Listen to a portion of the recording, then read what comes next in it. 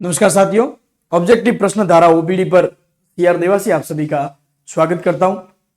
तो जैसा कि अपन ने भारत की राजनीति से शुरू किया था, जिसमें संवैधानिक विकास जो है पहला दूसरा दो भाग में संवैधानिक विकास को अपन ने कंप्लीट किया था। और आज संविधान सभा जो से संबंधित जो सवाल या संविधान सभा से संबंधित जो फैक्ट है वो आज अपन तीसरे भाग में इसको पूरा करेंगे। तीसरे भाग में क्या करेंगे, इसको पूरा करेंगे। उससे पहले कल की क्लास के बारे में कुछ बहुत ज्यादा कमेंट आए, मैं उनको आपको क्लियर करना चाहता हूँ। 11 दिसंबर को जो बैठक हुई थी उसी में संविधान सभा के डॉक्टर राजेंद्र प्रसाद जो है उनको है जो अध्यक्ष जो है स्थायी अध्यक्ष जो है वो चुना गया था, स्थायी अध्यक्ष चुना गया था। बहुत ज्यादा कमेंट आए। दूसरी बैठक 10 दिसंबर को शुरू हुई 11 दिसंबर तक, तो 11 दिसंबर वो दूसरी बैठक, ज्यादातर फैक्ट आपको दूसरी बैठक मिलेगा। वो तीसरी बैठक या दूसरी बैठक वो कंफ्यूजन ज्यादा चल रहा था। आप ध्यान रखें 11 दिसंबर को जो है संविधान सभा के स्थायी अध्यक्ष जो है, वैसे कमेंट पॉइंट कर दिया है, पिन कर दिया है। उस कमेंट को आप देख ले, कमेंट पिन कर दिया है तो वो उसके हिसाब से आप जो है वो आंसर मान ले।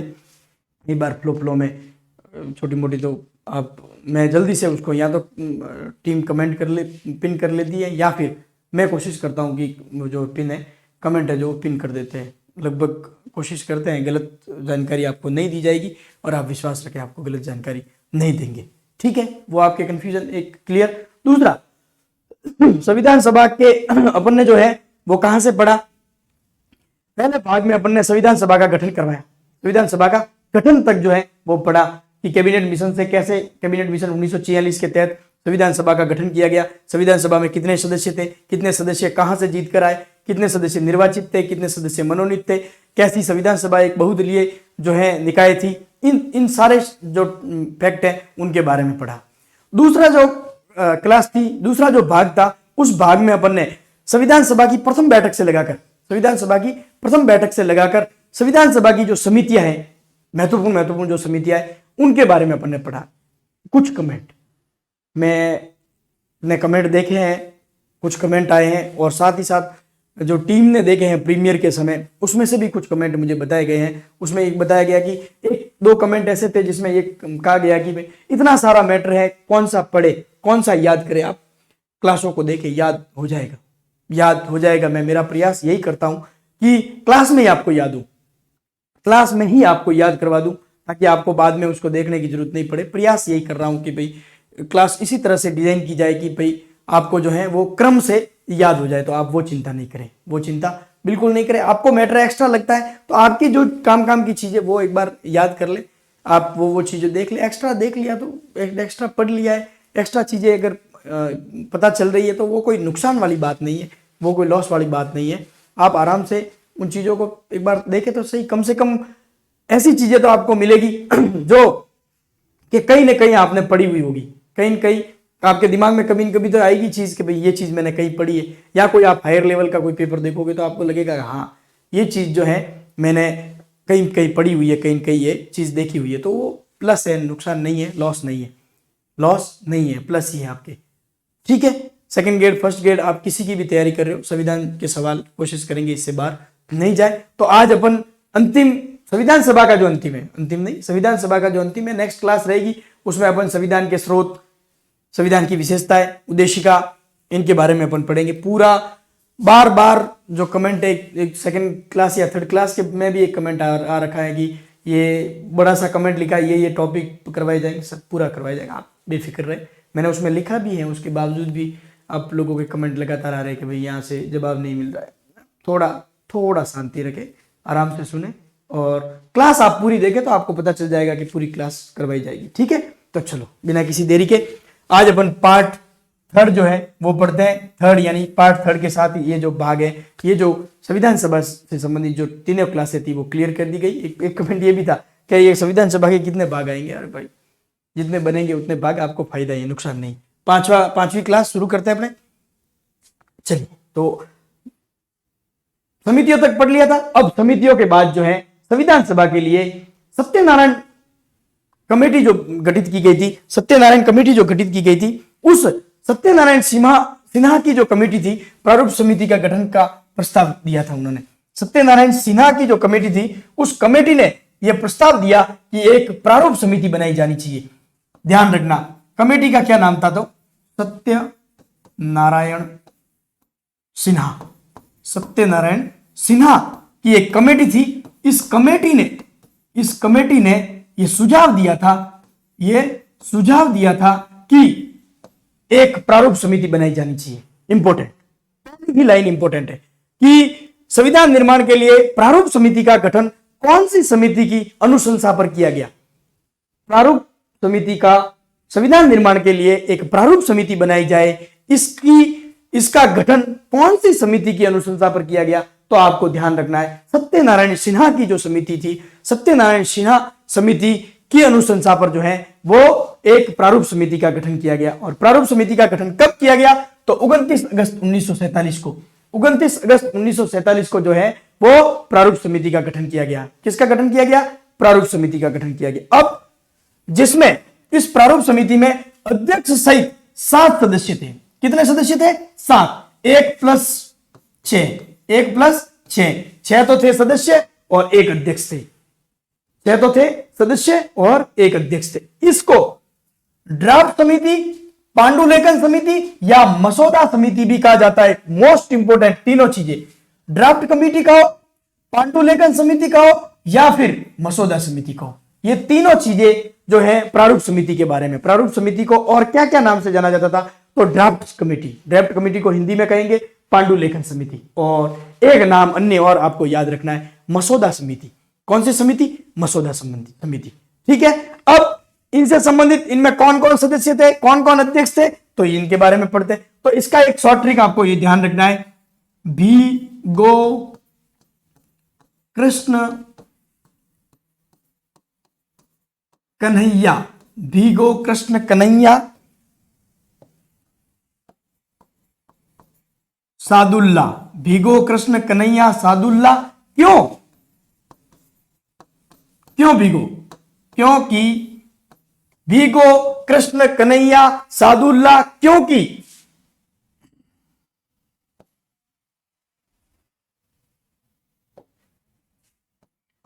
कृष्ण हे मित्र माधव आए। अब एक बार वापस मैं ये ट्रिक बता देता हूं तो आपको शायद 99% याद हो जाएगी कि भीगो कृष्ण कन्हैया सादुल्ला, क्योंकि ये साइलेंट है, क्योंकि कृष्ण के मित्र माधव आए, कृष्ण के मित्र माधव आए। भीगो कृष्ण कन्हैया सादुल्ला, भीगो कृष्ण कन्हैया सादुल्ला, क्योंकि भीगो कृष्ण कन्हैया सादुल्ला, क्योंकि कृष्ण खे यानी कृष्ण के मित्र माधव आए, कृष्ण के मित्र माधव आए। अब इसको अपन देखते हैं। पहले बाबा साहब डॉक्टर भीमराव अंबेडकर जी जो अध्यक्ष थे, डॉक्टर भीमराव अंबेडकर जी जो कि संविधान सभा की प्रारूप समिति के जो है अध्यक्ष थे, अपन ने पहले पिछली क्लास में भी पढ़ा है। बाबा साहब जो है इसके अध्यक्ष थे, प्रारूप समिति के अध्यक्ष थे, तो बी से हो गए भीमराव जी अंबेडकर साहब। गो यानी गोपाल स्वामी अयंगर, गो यानी गोपाल स्वामी अयंगर। दूसरे ये हो गए। तीसरे कृष्ण यानी अल्लादी कृष्ण स्वामी अय्यर। फिर कन्हैया तो कन्हैयालाल माणिक्यलाल मुंशी, के.एम. मुंशी, कन्हैयालाल माणिक्यलाल मुंशी यानी के.एम. मुंशी। सादुल्ला तो ये देखो सैयद मोहम्मद सादुल्ला, मुस्लिम लीग से एकमात्र। फिर सादुल्ला क्योंकि मैंने कहा क्योंकि साइलेंट है। कृष्ण खे, देखो कृष्ण खे यानी खेतान की जगह कौन आए? कृष्णाचारी। कृष्ण खे, मैंने कृष्ण खे इसलिए लिखा है, प्रश्न इसी तरह से पूछा जाता है कि डीपी खेतान की जगह कौन जो है प्रारूप समिति में नए सदस्य बनाए गए थे, या यह पूछा जा सकता है कि टीटी कृष्णाचारी जो है वो किन की जगह पर प्रारूप समिति के सदस्य बने थे। इसलिए इनको दोनों को साथ जोड़ा है, कृष्ण के या कृष्ण खे। तो कृष्ण खे यानी डीपी खेतान की जगह कौन आए? कृष्णाचारी। डीपी खेतान की जगह कौन आए? कृष्णाचारी। ठीक है। फिर मित्र माधव आए। अब मित्र गए और कौन आए? माधव आए, एन माधवराव। कौन आए? माधव आए, एन माधवराव। आई थिंक ये इस ट्रिक से ये जो पूरा मामला है ये आपके एकदम क्लियर हो गया होगा कि भीगो कृष्ण कन्हैया सादुल्ला, क्योंकि कृष्ण खे मित्र माधव आए, कृष्ण खे मित्र माधव आए, कृष्ण खे मित्र माधव आए। यानी खेतान की जगह कौन आए? कृष्णाचारी, और मित्र की जगह कौन आए? माधवराव। अब देखो, पहले अब वापस एक बार देखते हैं। पहले जो अध्यक्ष थे उनका नाम था डॉक्टर भीमराव अंबेडकर साहब। बाबा साहब डॉक्टर भीमराव अंबेडकर साहब जो है ये अध्यक्ष थे। सैयद मोहम्मद सादुल्ला ये भी इनके सदस्य थे। अल्लादी कृष्ण स्वामी अय्यर ये भी सदस्य थे। एन गोपाल स्वामी अयंगर ये भी सदस्य थे, अयंगर इसके सदस्य थे। फिर के एम मुंशी, कन्हैयालाल माणिक्यलाल मुंशी, के एम मुंशी भी जो थे इसके सदस्य थे। और बी एल मित्र एक जो अन्य सदस्य थे, अन्य जो क्लियरिटी सही है, अन्य जो सदस्य थे उनका नाम था बी एल मित्र ने स्वास्थ्य कारणों के कारण त्याग पत्र दिया था। इसलिए उनकी जगह पर कौन आए थे? एन माधवराव। उनकी जगह पर कौन आए थे? एन माधवराव जो है, यानी मित्र माधव आए, कृष्ण खे मित्र माधव आए। इन्होंने स्वास्थ्य कारणों से क्या दिया था? त्याग पत्र दिया था। ध्यान रखना, बीएल मित्र जो थे उन्होंने क्या दिया था? त्याग पत्र दिया था। तो उनकी जगह पर कौन आए थे? माधवराव। फिर डीपी खेतान, 1948 में डीपी खेतान की मृत्यु हो गई थी। ध्यान रखना, उन्होंने तो जो बीएल मित्र थे उन्होंने तो त्याग पत्र दिया था स्वास्थ्य कारणों के कारण, तो उनकी जगह माधवराव आए थे, उनकी जगह एन माधवराव आए थे। लेकिन डीपी खेतान जो है उनकी 1948 में मृत्यु हो गई थी, देहांत हो गया था। उसके कारण उनकी जगह पर टीटी कृष्णाचारी जी जो थे उनको शामिल किया गया था। आई थिंक ड्राफ्ट समिति इससे संबंधित जो चीजें हैं वो आपके एकदम क्लियर हो गई होगी। तो आप इसका स्क्रीनशॉट लेना चाहो तो ले सकते हो। ठीक है, अब इसमें से बनने वाले दो क्वेश्चन और ध्यान रखना। कभी भविष्य में प्रश्न बन सकते हैं। लेवल आप लोग ही कहते हो लेवल हाई है, तो थोड़ा हाई लेकर ही चले, थोड़ा तो आपको भी फायदा ही है, नुकसान नहीं है। इसमें से प्रश्न ये पूछ सकते हैं कभी कि कांग्रेस के सदस्य कितने थे? प्रारूप समिति में कांग्रेस की ओर से सदस्य कितने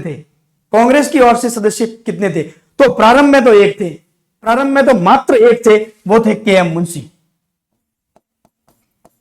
भारतीय राष्ट्रीय कांग्रेस की ओर से जो सदस्य थे प्रारंभ में तो एक थे, के एम मुंशी। लेकिन जब टीटी कृष्णाचारी वापस शामिल हो गए, उनकी जगह पर, खेतान की जगह पर जब टीटी कृष्णाचारी शामिल हो गए तो दो सदस्य कांग्रेस की ओर से थे। तो ध्यान रखना, कांग्रेस की ओर से कितने सदस्य थे? दो सदस्य थे। ये भी कांग्रेस की ओर से, ठीक है। ये प्रश्न आप ध्यान रखना, ये इंपॉर्टेंट क्वेश्चन है। ठीक है, फिर चलो, तो ये आप स्क्रीनशॉट ले ले एक बार वापस, बढ़े आगे। अब लीजिए अंबेडकर जी के बारे में। 29 अगस्त 1947 को डॉक्टर भीमराव अंबेडकर प्रारूप समिति के अध्यक्ष चुने गए। प्रारूप समिति की प्रथम बैठक में, ये थोड़ा टाइपिंग मिस्टेक हो गई है, तो डॉक्टर बी आर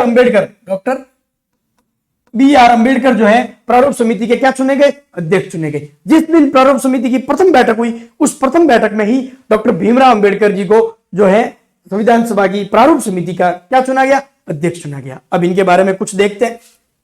जन्म 14 अप्रैल 1891 को मध्य प्रदेश के महू जिले में हुआ, महू नामक स्थान पर हुआ। मध्य प्रदेश के महू नामक स्थान पर 14 अप्रैल 1891 को अंबेडकर जी का जो है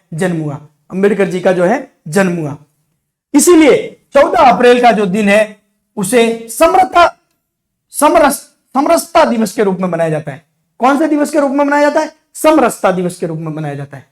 तो बाबा साहब के जन्मदिन को कौन से दिवस के रूप में मनाया जाता है? तो ध्यान रखना आप, समरसता दिवस के रूप में जो है 14 अप्रैल को मनाया जाता है। इन्हें भारतीय संविधान का जनक, पिता व आधुनिक मनु कहा जाता है। इन्हें भारतीय संविधान का पिता या जनक कहा जाता है और इन्हें आधुनिक मनु भी कहा जाता है। आगे इन्होंने संविधान को एक पवित्र दस्तावेज की संज्ञा दी थी। इन्होंने कहा था कि संविधान जो है एक पवित्र दस्तावेज है, पवित्र दस्तावेज है, पवित्र दस्तावेज है। आवाज थोड़ी क्लियर हो रही होगी। ये सर्वप्रथम संविधान सभा में पूर्वी बंगाल की जैसुर कुलना सीट से चुने गए थे। पूर्वी बंगाल की जैसुर कुलना सीट से चुने गए थे। लेकिन जब देश आजाद हो गए, दो देश बनाए गए, पाकिस्तान और भारत, तब ये जो जैसुर कुलना सीट है वो पूर्वी बंगाल यानी बांग्लादेश में चली गई। वो सीट जो है वो बांग्लादेश में चली गई, इसलिए वो सीट है खाली की गई। वहां से जो है ये निर्वाचित नहीं माने गए। और दूसरी सीट, लेकिन स्वतंत्रता के बाद बंबई प्रांत, कौन से प्रांत? बंबई प्रांत की पूना सीट से चुना गया। स्वतंत्रता के बाद पहली बार कहां से चुना गया था? तो पूर्वी बंगाल की जैसुर कुलना सीट से, पूर्वी बंगाल की जैसुर कुलना सीट से। लेकिन स्वतंत्रता के बाद विभाजन हो गया, दो देशों में बट गया था भारत, तब फिर इनका पुनर्निर्वाचन किया गया और मुंबई की पूना सीट से इनको निर्वाचित किया गया था। इनके लिए पूना सीट एम.आर. जयकर ने खाली की थी। एम.आर. जयकर नामक व्यक्ति जो वहां से चुने गए थे उस पूना सीट से, उन्होंने वो सीट जो है बाबा साहब के लिए खाली की थी। बाबा साहब के लिए क्या की थी? सीट खाली की थी। इन्हें 1990 में मरणोपरांत भारत रत्न पुरस्कार से सम्मानित किया गया। भारत रत्न कब दिया गया इन्हें? तो ध्यान रखना, भारत रत्न जो है, भारत रत्न दिया गया 1990 में। 1990 में इन्हें भारत रत्न दिया गया। 1990 में इन्हें भारत रत्न दिया गया। इनके बारे में और कुछ जानकारियां, तो ये ध्यान रखना, ये प्रथम कानून मंत्री थे, प्रथम विधि मंत्री, प्रथम विधि मंत्री, भारत के प्रथम विधि मंत्री थे, भारत के प्रथम विधि मंत्री थे। इन्होंने एक बिल लाया था, Hindu code bill, Hindu code bill लाया था, हिंदू कोड बिल। लेकिन वो बिल पास नहीं हुआ था, इस कारण से इन्होंने त्याग पत्र दे दिया था सभा से। तो इन्होंने हिंदू कोड बिल जो है वो लाया था। इनके बारे में ये इंपॉर्टेंट जानकारी जिनसे प्रश्न बनते हैं कि प्रारूप समिति के अध्यक्ष कब चुने गए? तो 29 अगस्त 1947 को। और इनका जन्म कहां हुआ? तो 14 अप्रैल 1891 को मध्य प्रदेश के महू में हुआ। 14 अप्रैल का दिवस समरसता दिवस के रूप में मनाया जाता है, समरसता दिवस के रूप में मनाया जाता है। इन्हें भारतीय संविधान का जनक, पिता व आधुनिक मनु कहा जाता है, वह आधुनिक मनु कहा जाता है। इन्होंने संविधान को पवित्र दस्तावेज की संज्ञा दी थी, संविधान को पवित्र दस्तावेज की संज्ञा दी थी। यह सर्वप्रथम संविधान सभा में पूर्वी बंगाल की जैसुर कुलना सीट से निर्वाचित हुए थे। लेकिन स्वतंत्रता के बाद जो है इन्हें बंबई प्रांत की पूना सीट से पुनर्निर्वाचित किया गया था। पूना सीट जो है वो एम.आर. जयकर ने जो है ये सीट जो है वो खाली की थी इनके लिए। 1990 में मरणोपरांत इन्हें भारत रत्न पुरस्कार से सम्मानित किया गया, सर्वोच्च पुरस्कार भारत का, भारत रत्न से सम्मानित किया गया था। और इनके बारे में दो चीजें और ध्यान रखनी है कि ये भारत के प्रथम विधि मंत्री थे, कानून मंत्री थे, और इन्होंने एक हिंदू कोड बिल जो है वो भी पेश किया था, वो भी पेश किया था। ठीक है, चलो आप स्क्रीनशॉट ले लो।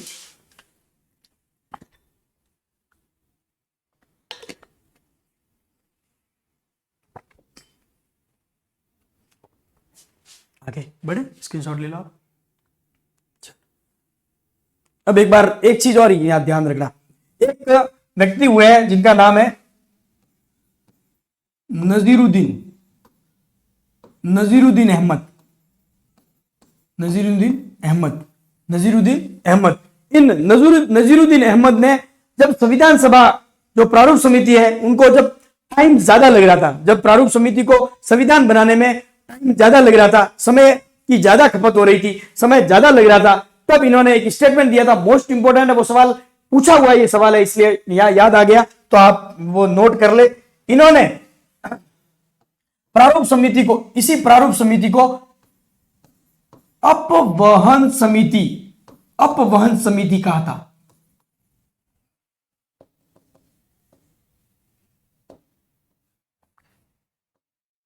अपवहन समिति की संज्ञा दी थी, ध्यान रखना।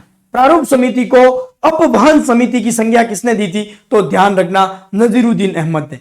नजीरुद्दीन अहमद जो है उन्होंने इसे अपवहन समिति की संज्ञा दी थी।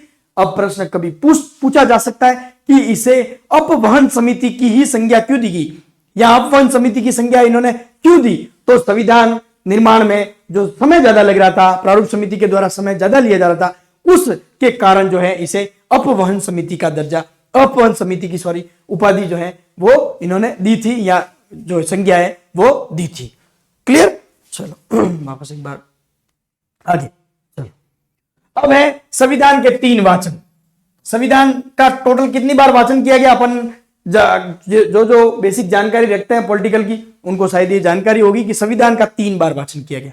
संविधान का कितनी बार वाचन किया गया? इंपॉर्टेंट है, ध्यान रखना।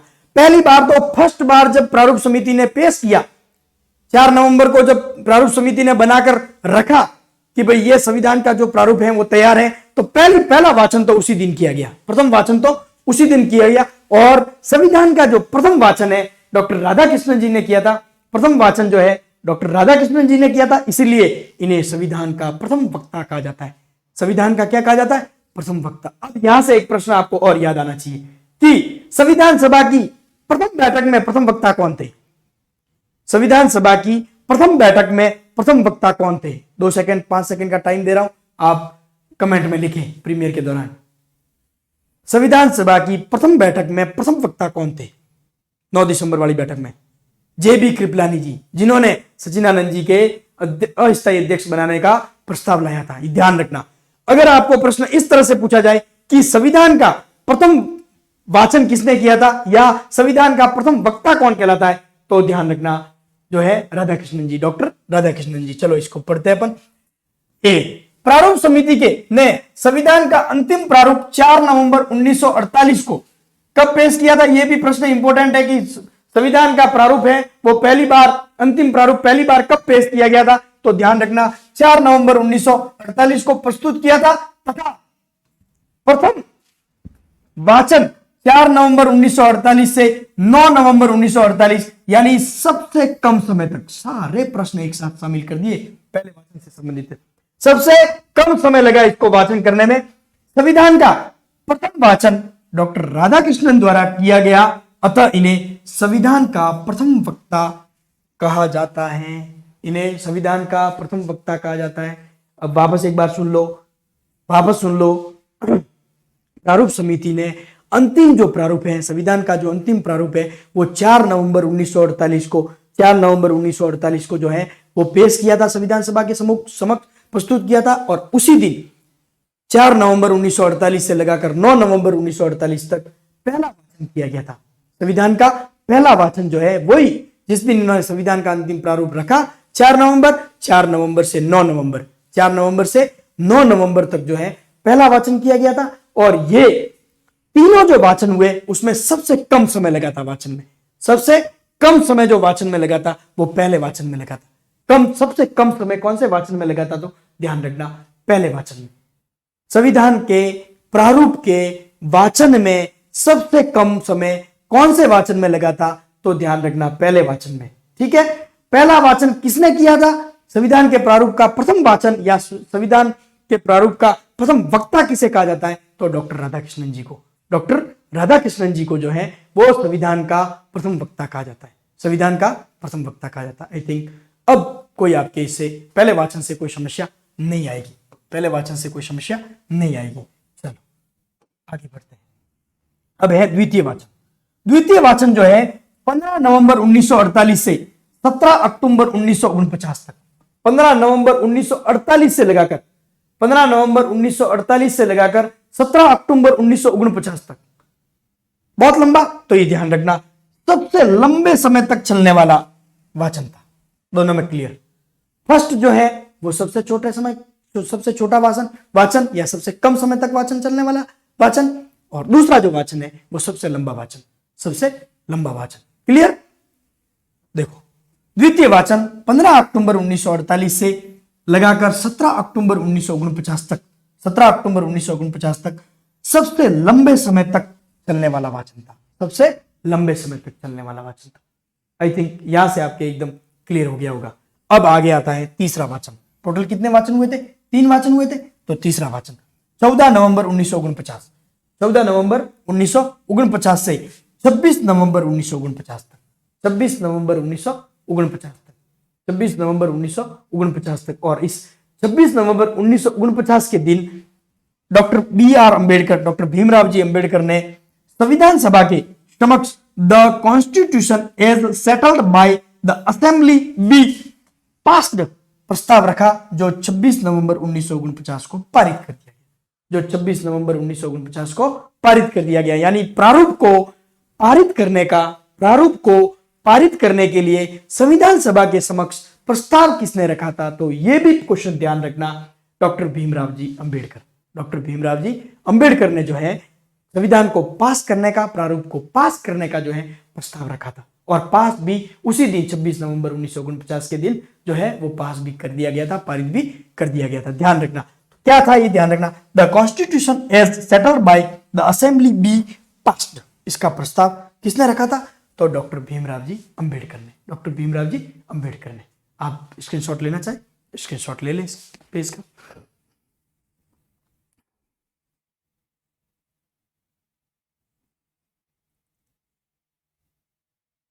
चल बढ़े आगे।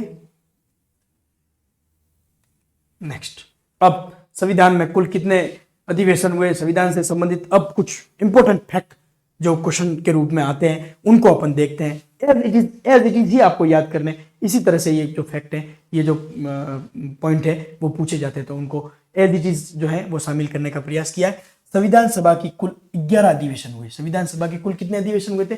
11 अधिवेशन। लेकिन अब मैं वापस क्लियर कर रहा हूं, नहीं तो धमाधम कमेंट आने शुरू हो जाते हैं। 11 अधिवेशन प्लस 12वां जो है अधिवेशन जो है वो 24 जनवरी 1950 को संविधान सभा पुनः बैठी थी। वो जो है इस प्रकार कुल अधिवेशनों की संख्या कितनी हो गई? 12 अधिवेशन। तो टोटल लास्ट जो है वो हुए थे 11, लेकिन 24 जनवरी 1950 को अंतिम बैठक के रूप में वापस संविधान सभा की जो बैठक है वो आयोजित की गई थी। इसलिए कुल बैठकों की संख्या या कुल अधिवेशनों की संख्या कितनी हो गई? 12। कितने अधिवेशनों की संख्या हो गई? 12। ठीक है, आगे 12 अधिवेशनों में कुल 166 बैठकें हुई, लेकिन अंतिम अधिवेशन 24 जनवरी 1950 को शामिल करते हैं तो कुल 167 बैठकें हुई, जिसमें से 114 दिन तक संविधान के प्रारूप पर विचार विमर्श किया गया। अब देखो इंपॉर्टेंट, 11 अधिवेशन में कुल कितनी बैठकें हुई? 166 दिन तक जो है बैठकें हुई, लेकिन अंतिम बैठक उसको भी अपने को मानना पड़ेगा। 24 जनवरी 1950 को जो अंतिम बैठक हुई उसको भी शामिल किया जाए तो 167 दिन, 167 बैठकें। इन 167 बैठकों में 114 दिन जो है वो संविधान के प्रारूप पर विचार विमर्श किया गया। संविधान के प्रारूप पर विचार विमर्श कितने दिन किया गया वो ध्यान रखना आप, 114 दिन। बैठ के भले ही 167 हुई है, लेकिन संविधान के प्रारूप पर इसमें से संविधान वाले, पॉलिटिकल वाले में समस्या यही होती है कि सब हल्का सा चेंज कर देते हैं और अपन जो है वो आंसर से बाहर हो जाता है, क्योंकि आजकल जो पैटर्न है वो इसी तरह से बना हुआ है। ध्यान रखना, जिसमें से 114 दिन संविधान के प्रारूप पर विचार विमर्श हुआ था। ध्यान रखना, संविधान के प्रारूप पर विचार विमर्श कितने दिन हुआ था? तो 114 दिन। बैठ के कितनी हुई? तो 11 अधिवेशन में 166 प्लस 24 जनवरी 1950 की अंतिम बैठक को शामिल करते हुए, 24 जनवरी 1950 की अंतिम बैठक को शामिल करते हुए जो टोटल बैठकें हुई थी वो हुई थी 167। क्लियर? आई थिंक ये अब आपके क्लियर हो गया होगा। अब एक और इंपॉर्टेंट चीज, ये प्रश्न वेरी मोस्ट ध्यान रखना, वेरी मोस्ट। देखो, संविधान निर्माण में 2 वर्ष 11 माह और 18 दिन लगे। संविधान निर्माण में कितना समय लगा? 2 वर्ष 11 माह और 18 दिन। 2 वर्ष 11 माह और 18 दिन। 2 वर्ष 11 माह और 18 दिन। संविधान निर्माण में कितना समय लगा? 2 वर्ष 11 माह और 18 दिन। प्रश्न ये अब कम पूछा जाता है। प्रश्न अब ये पूछा जाता है कि संविधान सभा कितने समय तक एक्टिव रही? संविधान सभा कितने समय तक अस्तित्व में रही? संविधान सभा कितने समय तक अस्तित्व में रही? मोस्ट इंपोर्टेंट सवाल है कि संविधान सभा कितने समय तक अस्तित्व में रही। एक परीक्षा में पूछा है, किसी में पीसीएस में किसी में पूछा है, एक किसी एग्जाम में पूछा है, मुझे सवाल याद है कि संविधान सभा कितने समय तक जो है अस्तित्व में रही। तो ध्यान रखना, संविधान सभा, विशेष अंडरलाइन करके इस चीज को नोटिस करना कि संविधान सभा 3 वर्ष 1 माह और 16 दिन तक अस्तित्व में रही। यानी 9 दिसंबर 1949 से अंतिम बैठक कब हुई थी? 24 जनवरी 1950 तक, 24 जनवरी 1950।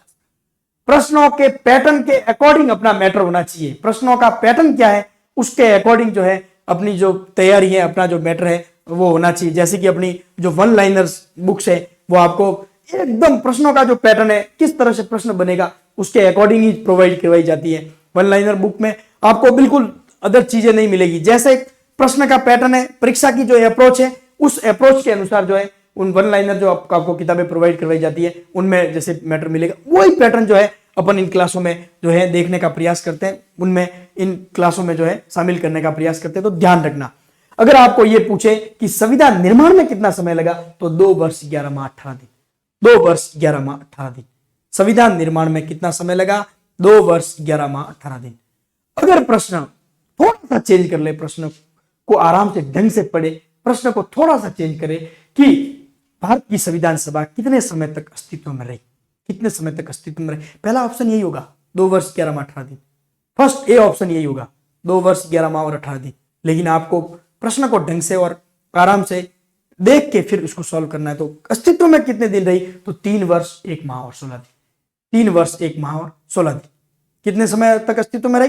3 वर्ष 1 माह और 16 दिन, यानी 9 दिसंबर 1949 से लगाकर 24 जनवरी 1950 तक, सॉरी 1946 से, 9 दिसंबर 1946 से लगाकर 24 जनवरी 1950 तक, सुधार कर रहा हूं मैं, 9 दिसंबर 1946 से लगाकर 24 जनवरी 1950 तक, यानी 3 वर्ष 1 माह और 16 दिन जो है संविधान सभा अस्तित्व में रही। और संविधान निर्माण में जो समय लगा वो अपने को सबको याद है कि 2 वर्ष 11 माह और 18 दिन का जो समय है वो संविधान निर्माण में लगा था। चलो क्लियर, अब आगे बढ़े। संविधान निर्माण में कुल 64 लाख रुपए खर्च हुए थे। कितने खर्च हुए थे? 64 लाख रुपए। संविधान निर्माण के समय 64 लाख रुपए खर्च हुए थे और 60 देशों के संविधान का अवलोकन किया था। ये इंपॉर्टेंट चीज है। पैसे खर्च हुए 64 लाख और 60 देशों का जो संविधान है उसका अवलोकन किया गया था।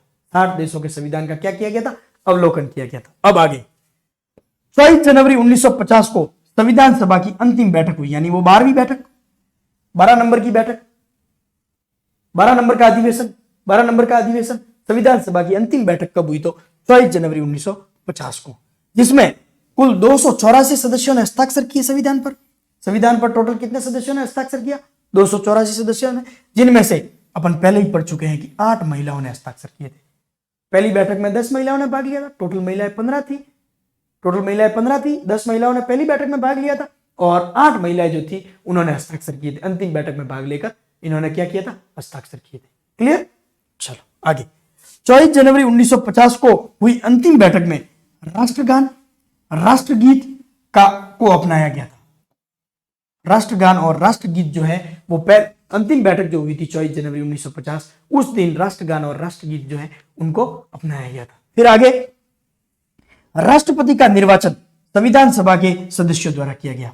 डॉक्टर राजेंद्र प्रसाद जी जो है पहले राष्ट्रपति बने थे, इनका निर्वाचन भी 24 जनवरी 1950 के दिन जो है संविधान सभा के जो सदस्य थे उनके द्वारा जो है वो राष्ट्रपति का निर्वाचन भी किया गया था। राष्ट्रपति का निर्वाचन भी किया गया था।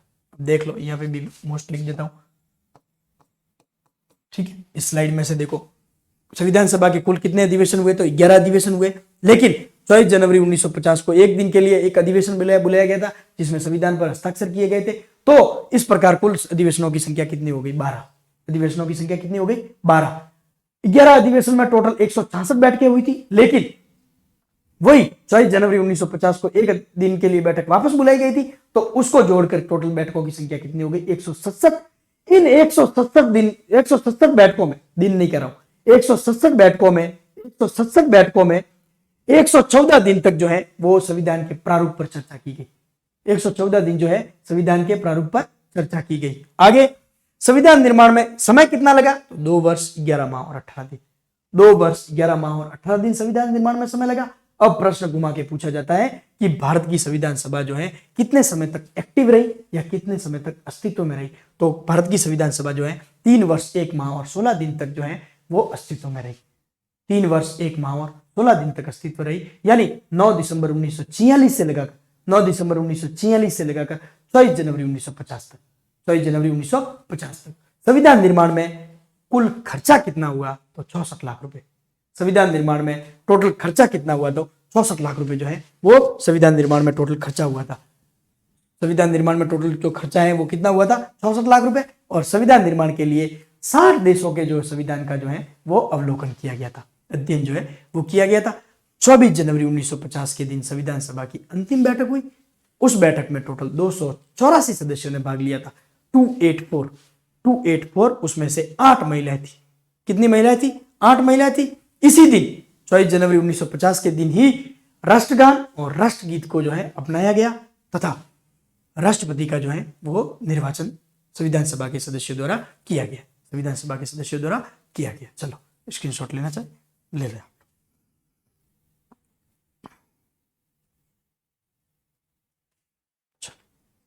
बढ़े आगे। अब है संविधान का अंगीकरण। संविधान का अंगीकरण, संविधान का क्या है? अंगीकरण। ठीक है, अभी लागू नहीं किया, अभी तक लागू अगली स्लाइड में बने जो है वो लागू होने के बारे में पढ़ेंगे। अंगीकरण, संविधान का अंगीकरण 26 नवंबर 1949 को 26 नवंबर 1949 को जो है संविधान का जो है अंगीकरण किया गया। अब इसके बारे में भी जो शब्द हैं वो मैं जैसे शब्द लिखे हुए हैं अपने किताब में उसी क्रम में और उसी तरह से याद करने।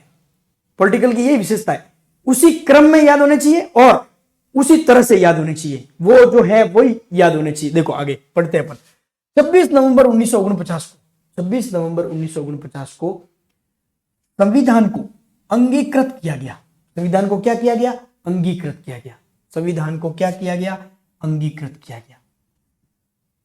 26 नवंबर 1949 के दिन संविधान को क्या किया गया? अंगीकृत किया गया। इसका उल्लेख प्रस्तावना में मिलता है। इसका उल्लेख कहां मिलता है? यह प्रश्न बन सकता है कभी भी कि संविधान जो है 26 नवंबर 1949 के दिन अंगीकृत किया गया, इसका उल्लेख कहां मिलता है? तो प्रस्तावना में। इसका उल्लेख कहां मिलता है? प्रस्तावना में। यह भी प्रश्न है। ठीक है,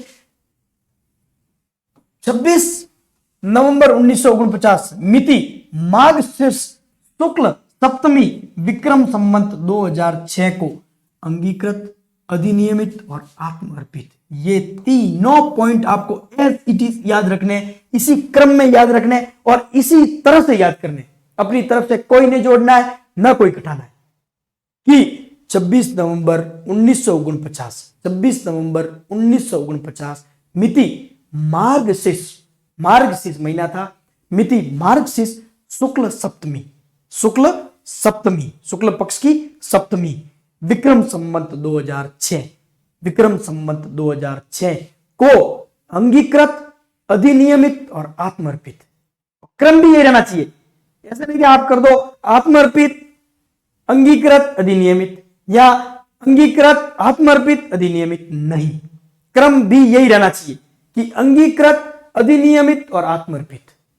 अंगीकृत, अधिनियमित और आत्मर्पित, तीनों इसी क्रम में याद करने।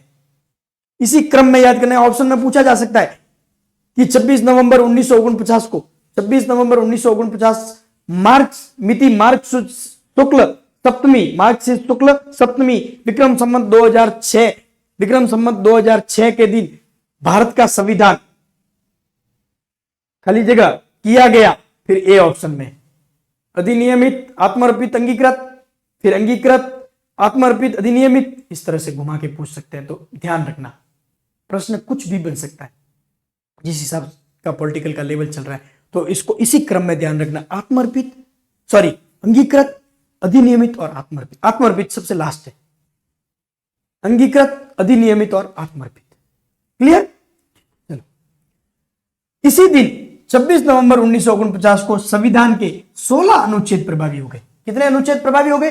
16 अनुच्छेद। अब उन अनुच्छेदों को लिख के लाता तो बहुत ज्यादा बड़ा जो है मैटर बन जाता, बहुत डीप हो जाता। तो आप लोग कहते कि इतना क्या क्या याद होगा, तो उस चक्कर में यहाँ तक ये ध्यान रखें कि कितने अनुच्छेद, तो संख्या एक ध्यान रखें आप जो है, कितने अनुच्छेद जो है प्रभावी हुए, तो 16 अनुच्छेद प्रभावी होते हैं। 16 कितने अनुच्छेद प्रभावी होते हैं? 16 अनुच्छेद जो है प्रभावी हुए थे। इसी दिन इंपोर्टेंट कौन से अनुच्छेद जो प्रभावी होते हैं वो ध्यान रखना। एक तो नागरिकता, ये प्रश्न पूछा हुआ है। एक तो हुआ था नागरिकता, निर्वाचन आयोग, ये फर्स्ट ग्रेड और सेकंड ग्रेड एसएसटी में, सेकंड भाग एसएसटी जो आती है सेकंड ग्रेड में, उसमें भी ये प्रश्न बनते हैं। इसलिए मैं जब कहता हूं कि प्रश्न बना हुआ है, तो आप वो लो लेवल के एग्जाम या मिडिल या वो नहीं सोचे, किसी न किसी एग्जाम में जरूर बना हुआ है। तो आप थोड़ा उस पर थोड़ा फोकस करें, थोड़ा ध्यान दें, ठीक है। तो एक तो लागू हुई थी नागरिकता, एक लागू हुआ था निर्वाचन आयोग। क्या लागू हुआ था? निर्वाचन आयोग। एक संसद से संबंधित उपबंध, संसद से संबंधित जो है उपबंध है वो भी इसी दिन लागू हो गए थे। और राष्ट्रपति की शपथ, राष्ट्रपति की शपथ क्योंकि इनको चुन लिया गया था, राष्ट्रपति की शपथ तथा अस्थायी संक्रमणकारी उपबंध, अस्थायी संक्रमणकारी जो उपबंध है वो है तुरंत प्रभाव से लागू कर दिया गया था। इन चीजों को जो है तुरंत प्रभाव से जो है लागू कर दिया गया था। 16 अनुच्छेद लागू हुए थे 26 नवंबर 1949 के दिन, जब संविधान को अंगीकृत किया गया, अधिनियमित किया गया और आत्मर्पित किया गया, तब जो है 16 अनुच्छेद जो है उस दिन प्रभावी हो गए थे। कितने अनुच्छेद प्रभावी हो गए थे? 16 अनुच्छेद। और इसमें जो मुख्य रूप से जो लागू हुए थे, तो नागरिकता, पहला तो जो लागू हुआ था वो नागरिकता, दूसरा निर्वाचन आयोग, दूसरा निर्वाचन आयोग, संसद से संबंधित जो उपबंध है वो राष्ट्रपति की शपथ, कि राष्ट्रपति जी का निर्वाचन कर लिया गया था, तो राष्ट्रपति जी की शपथ का भी जो है वो भी है, प्रारूप जो है शपथ जो है वो भी लागू हो गई थी। और अस्थायी संक्रमणकारी उपबंध जो है वो तुरंत प्रभाव से जो है वो लागू हो गए थे, तुरंत प्रभाव से जो है वो लागू हो गए थे। आगे देखें, 26 नवंबर 1949 को संविधान अंगीकृत किया गया, अतः 26 नवंबर को संविधान दिवस मनाया जाता है। सर्वप्रथम संविधान दिवस 26 नवंबर 2015 को मनाया गया। 26 नवंबर 2015 को जो है वो पहला जो संविधान दिवस है वो कब मनाया गया था? तो 26 नवंबर 2015 को, 26 नवंबर 2015 को, 26 नवंबर 2015 को मनाया गया। इसकी घोषणा 19 नवंबर को की गई थी। 19 नवंबर 2015 को सरकार ने ये घोषणा की थी कि ये आने वाला जो 26 नवंबर 2015 है, 26 नवंबर 2015 है, इसे संविधान दिवस 26 नवंबर को आज से आगे संविधान दिवस के रूप में मनाया जाएगा। 26 नवंबर को संविधान दिवस के रूप में मनाया जाएगा। अब 2015 में ही क्यों लागू किया गया, कभी ये भी प्रश्न पूछा जा सकता है। तो ये जो 2015 है ये अंबेडकर जी का 125वीं जन्म जयंती वर्ष था, 125वां जो है जन्म जयंती वर्ष था, इसलिए जो है ये संविधान दिवस है वो 26 नवंबर 2015 से ही शुरू किया गया था। इसके पीछे ये फैक्ट है, ये लिखा हुआ है, तो आप इसको याद रखें। 125वां जो जन्म वर्ष था, इसलिए ये जो है जन्म जयंती वर्ष था, इसलिए जो है 26 नवंबर 2015 जो है उसी 26 नवंबर को 19 नवंबर को ये घोषणा की कि आने वाली जो 26 नवंबर है, जो कि संविधान के अंगीकृत करने का दिन है, उसे जो है संविधान दिवस के रूप में मनाया जाएगा, संविधान दिवस के रूप में मनाया जाएगा। आई थिंक इस स्लाइड से अब आपके कोई भी क्वेश्चन जो है वो बाहर नहीं जाना चाहिए। स्क्रीनशॉट ले लें आप। आगे 3 प्रतियों में था ये, तीन प्रतियां बनाई गई थी। एक तो हिंदी में, संविधान की 3 प्रतियां थी, एक तो हिंदी में, एक इंग्लिश में, और एक थी तीसरी प्रति थी, वो ध्यान रखना चित्रात्मक थी। संविधान की कितनी प्रतियां थी, कितनी प्रतियों में जो है बनाया गया था? 3 प्रतियों में, 3 प्रतियों में। ये भी फैक्ट ध्यान रखना, 3 प्रतियों में, एक तो थी हिंदी में, एक इंग्लिश में और एक चित्रात्मक, हिंदी इंग्लिश और चित्रात्मक, ठीक है, जो याद आता है। चलो आगे, फिर है संविधान लागू होना। अंगीकृत कर दिया, अब संविधान जो है वो लागू किया जाएगा। तो संविधान का लागू होना 26 जनवरी 1950 को। अब देखो क्यों 26 नवंबर 1949 के दिन, क्यों 26 नवंबर 1949 के दिन अंगीकृत ही किया गया, अंगीकृत, अधिनियमित या आत्मर्पित ही क्यों किया गया, क्यों नहीं इसे लागू किया गया, लागू क्यों नहीं किया गया? इसलिए लागू नहीं किया गया कि 26 जनवरी 1950 को भारतीय संविधान पूर्णतः लागू हुआ, अर्थात भारत गणराज्य बना और हमारे मूल संविधान में कितने भाग थे? 12 भाग, 22 भाग, 8 अनुसूचियां और 395 अनुच्छेद थे, 395 जो है अनुच्छेद थे।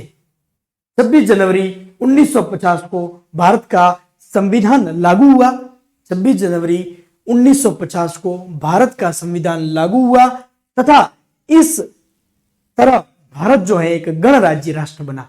कैसा राष्ट्र बना? एक गणराज्य बना। और भारत के मूल संविधान में 22 भाग, मूल संविधान में 22 भाग, 8 अनुसूचियां और 395 अनुच्छेद थे।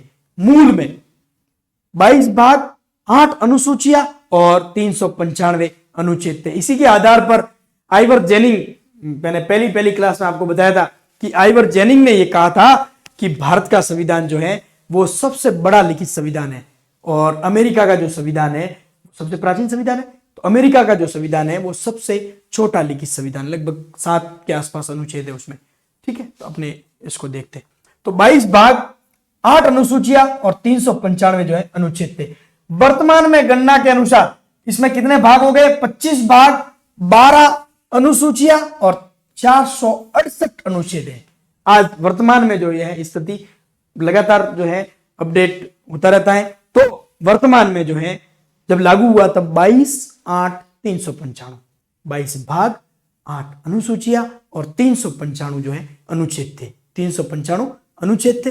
वर्तमान में गणना के अनुसार जब तक अपडेटेड है वहां तक का मैं बता रहा हूं, 25 भाग, 12 अनुसूचियां हो गई है और 468 जो है वो अनुच्छेद है। 468 जो है वो अनुच्छेद है। 68 जो है अनुच्छेद। अभी मैंने जो प्रश्न किया था उस प्रश्न का उत्तर यहां मिलेगा कि हमारा संविधान जब 26 नवंबर को तैयार हो गया था, 26 नवंबर 1949 को, तो क्यों लागू नहीं किया गया?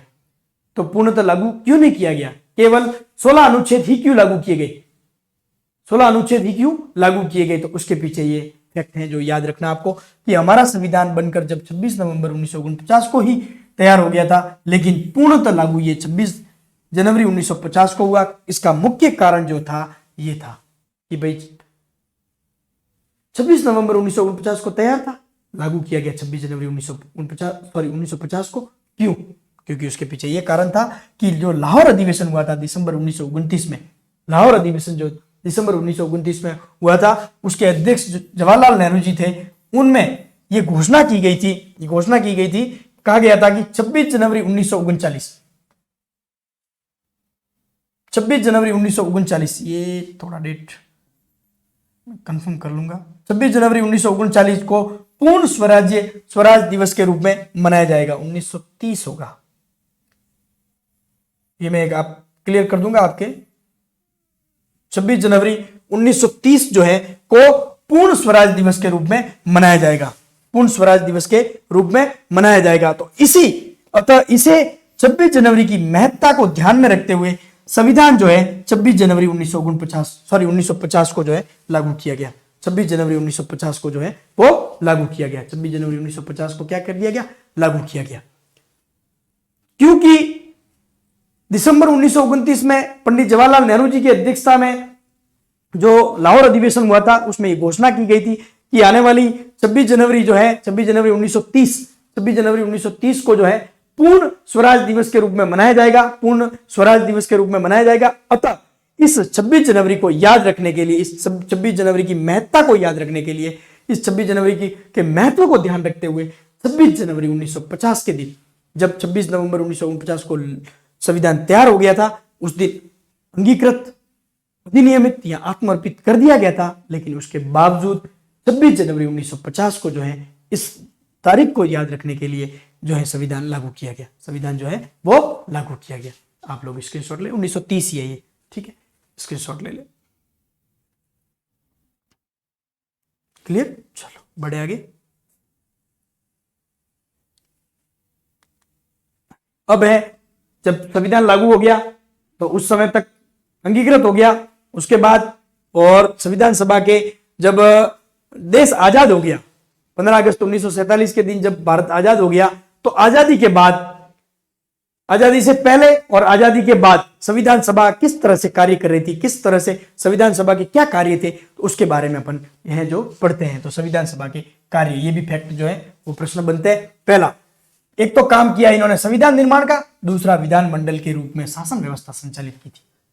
पहले तो इन्होंने काम किया था संविधान निर्माण का, और साथ ही साथ जब देश आजाद हो गया तो देश आजाद होने के बाद, जब देश आजाद हो गया तो आजाद होने के बाद जो है विधानमंडल का संचालन, अंतरिम सरकार का विघटन कर दिया गया था, जो वेवेल द्वारा निर्मित जो बनाई गई थी, वेवेल द्वारा जो बनाई गई थी 2 सितंबर 1946 के दिन अपन ने पढ़ा है, जिसके अध्यक्ष वेवेल थे वाइसराय, और उपाध्यक्ष जो है जवाहरलाल नेहरू जी थे। जब उसका विघटन हो गया तो यही संविधान सभा जो है वो विधानमंडल के शासन के रूप में जो है वो कार्य करने लगी थी, शासन के रूप में कार्य करने लगी थी। तो देखो अपन इसको वापस पढ़ते हैं, देख ली। जब संविधान सभा संविधान निर्माण का कार्य करती थी तब उसके अध्यक्ष राजेंद्र प्रसाद होते थे। अब ध्यान रखना, संविधान सभा जब संविधान निर्माण के लिए लगी रहती थी, संविधान निर्माण की बैठक होती थी, तब उसके अध्यक्ष जो होते थे वो होते थे डॉक्टर राजेंद्र प्रसाद, डॉक्टर राजेंद्र प्रसाद। लेकिन 15 अगस्त 1947 को देश आजाद हो गया, अंतरिम सरकार का विघटन हो गया। 15 अगस्त 1947 तक तो अंतरिम सरकार चल रही थी, अंतरिम सरकार का विघटन हो गया। तब इस संविधान सभा को ही है जो विधानसभा या विधानमंडल के रूप में मान लिया गया था। तब फिर क्या हुआ, जब संविधान सभा को विधानमंडल के रूप में कार्य करती थी, तब उसके अध्यक्ष जीवी मालवलकर थे। जीवी मालवलकर थे। जीवी मालवलकर जो थे वो जब विधानमंडल के रूप में ये कार्य करती थी, 15 अगस्त 1947 के बाद जब ये विधानमंडल के रूप में कार्य करती थी, तब इसके जो अध्यक्ष होते थे वो अध्यक्ष जो थे वो थे जीवी मालवलकर। लेकिन ये ध्यान रखना, ये प्रश्न कभी बन सकता है, तो अपन संविधान सभा के इस अध्यक्ष के को ही प्रश्न मानते हुए गलत नहीं करते। तो ये लाइन इसीलिए स्पेशल डाली है कि विधानमंडल के रूप में संविधान सभा की पहली बैठक 17 नवंबर 1947 को हुई थी और उसी दिन मालवलकर जी को जो है अध्यक्ष चुना गया था। ये ध्यान रखना, संविधान सभा की जो पहली बैठक है, संविधान सभा की जो पहली बैठक है 9 दिसंबर 1946, 9 दिसंबर 1946। प्रश्न इस तरह से पूछा जाएगा, मोस्ट इंपोर्टेंट चीजें है, प्रश्न की लैंग्वेज को पढ़कर ही अपने को चलना है, कंफ्यूज नहीं होना है। इस विधानमंडल के रूप में संविधान सभा की पहली बैठक कब हुई, यह प्रश्न पूछा जाएगा और पहला ही पहला ऑप्शन 9 दिसंबर होगा, पहला ही पहला ऑप्शन 9 दिसंबर होगा। तो इसलिए ये लाइन मैंने स्पेशल डाली है इसमें कि आपको ध्यान रखना है कि विधानमंडल के रूप में संविधान सभा की पहली बैठक कब हुई थी, तो 17 नवंबर 1947 को, 17 नवंबर 1947 को विधानमंडल के रूप में संविधान सभा की पहली बैठक, संविधान सभा के रूप में तो पहली बैठक 9 दिसंबर 1946, संविधान सभा के रूप में पहली बैठक 9 दिसंबर 1946।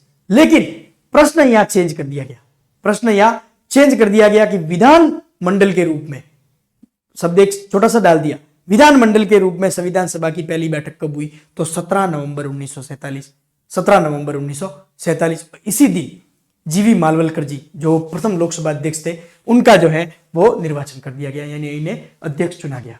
ध्यान रखना, तो दो काम कर रही थी, एक तो संविधान सभा के रूप में, जब भी संविधान सभा संविधान निर्माण का कार्य करती थी तब इसके अध्यक्ष हुआ करते थे डॉक्टर राजेंद्र प्रसाद जी, डॉक्टर राजेंद्र प्रसाद जी। लेकिन जब वो विधानमंडल के रूप में कार्य करती थी, जब वो विधानमंडल के रूप में जो है वो सभा आयोजित की जाती थी, तब जीवी मालवलकर जी जो है वो इसके अध्यक्ष होते थे। संविधान सभा की पहली बैठक 9 दिसंबर 1946 और संविधान सभा की विधानमंडल के रूप में या विधानमंडल के रूप में संविधान सभा की पहली बैठक 17 नवंबर 1947, 17 नवंबर 1947। आई थिंक अब आपके कोई भी समस्या नहीं रही होगी और क्लियर हो जाएगी। अब आगे देखो, 2 सितंबर 1946 मैंने बताया कि अंतरिम सरकार का गठन किया गया था वेवेल द्वारा, वाइसराय वेवेल द्वारा। अध्यक्ष वाइसराय वेवेल थे और उपाध्यक्ष पंडित जवाहरलाल नेहरू जी थे। 2 सितंबर 1946 से 15 अगस्त 1947 तक अंतरिम सरकार कार्य किया। जब 15 अगस्त 1947 को देश आजाद हो गया तो देश की आजादी के साथ ही जो अंतरिम सरकार है वो समाप्त हो गई और 16 अगस्त 1947 से लगाकर 26 जनवरी 1950 तक, वैसे तो इन्होंने काम किया था 19 अप्रैल 1922 तक संविधान सभा ने विधानमंडल के रूप में काम किया था। अप्रैल 1952 में जो है चुनाव आयोजित किए गए, रिजल्ट आया था, तब नई जो लोकसभा जो संसद है उसका गठन किया गया था। तो इन्होंने काम जो है वो 16 अगस्त से अप्रैल 1952 तक संविधान सभा ने ही विधानमंडल के रूप में काम किया था। संविधान सभा ने विधानमंडल के रूप में काम कब से कब तक किया, तो 16 अगस्त 1947 से लगाकर अप्रैल 1952 तक, अप्रैल 1952 तक। लेकिन 2 भागों में किया। कितने भागों में किया? 2 भागों में। पहला भाग जब संविधान लागू नहीं हुआ था तब तक, तो 16 अगस्त 1947 से लगाकर संविधान लागू हुआ 26 जनवरी 1950 को, 16 अगस्त 1947 से 26 जनवरी 1950 तक, जब तब तक जो है संविधान सभा ने कार्य किया 1935 के एक्ट के तहत। अपने को पता है सरकार का जो संचालन है वो 1935 के एक्ट के तहत ही, जब तक संविधान लागू नहीं हुआ तब तक जो है देश का संचालन 1935 के एक्ट के तहत ही किया गया था। 1935 के एक्ट के तहत ही जो है देश का जो है संचालन किया गया था। क्लियर है? 2 भागों में इसलिए बांटा गया। वैसे तो अगर आपको यह पूछा जाए कि संविधान सभा ने विधानमंडल के रूप में कब से कब तक कार्य किया, तो 16 अगस्त 1947 से अप्रैल 1952। ये क्लियर। अब इसको अपन ने और विस्तार कर दिया कि 16 अगस्त 1947 से 26 जनवरी 1950 तक, जब तक संविधान लागू होना था तब तक जो इन्होंने शासन किया वो कौन से एक्ट के अधीन किया, तो 1935 के एक्ट के अधीन, 1935 के एक्ट के अधीन। और 26 जनवरी 1950 से लगाकर अप्रैल 1952 तक जो इन्होंने काम किया वो एक संसद के रूप में काम किया, क्योंकि देश का संविधान लागू हो गया था। संविधान सभा ने अंतरिम संसद के रूप में काम किया। किसके रूप में काम किया? अंतरिम संसद के रूप में। क्लियर? ठीक। मैं चाहता तो ये एक करके अप्रैल तक ही कर सकता, लेकिन मुझे यह लगा कि भाई ये दो चीजें विस्तार से थोड़ा बता दिया जाए, तो आप इसका स्क्रीनशॉट ले ले। चलो आगे। अब है संविधान सभा। तो ये तो संविधान सभा से संबंधित जो फैक्ट है, संविधान सभा से संबंधित जो कार्य है। अब मेरे हिसाब से संविधान सभा से संबंधित जो है कोई भी सवाल आपके जो है बाहर नहीं जाएगा, कोई भी सवाल जो है वो गलत नहीं होगा। अब हाई लेवल के सवाल, अच्छे सवाल हाई लेवल के, तो अपन क्या इसमें कुछ सवाल ऐसे हैं जो सिंपली छोटे छोटे एग्जाम में भी पूछे जा सकते हैं। कोटेशन, बहुत सारी बुक्स से, अपनी बुक्स में भी 5-7 कोटेशन दे रखे हैं और बहुत सारी बुक्स से कलेक्ट करके जो है आपके लिए कोटेशन, कुछ एग्जाम के पुराने पेपर जो थे उनको भी देख के जो जितने भी संविधान सभा से संबंधित कोटेशन बन सकते थे उनको मैंने लाने का प्रयास किया है। कोशिश की है कि जो एक व्यक्ति के कोटेशन हो वो एक ही लाइन में डाले जाए, फिर भी आप देख ले। तो चलो, पहला कोटेशन, संविधान एक मशीन की तरह बेजान चीज है। इसमें वे लोग जीवन फूंकते हैं जो इसका नियंत्रण करते हैं। भारत में बस कुछ ईमानदार लोगों की आवश्यकता है जिनके लिए राष्ट्रहित सर्वोपरि हो। ये शायद यूपीएससी में ये सवाल पूछा हुआ है कि संविधान एक मशीन की तरह बेजान चीज है। संविधान जो है वो कैसी, एक मशीन की तरह बेजान चीज है।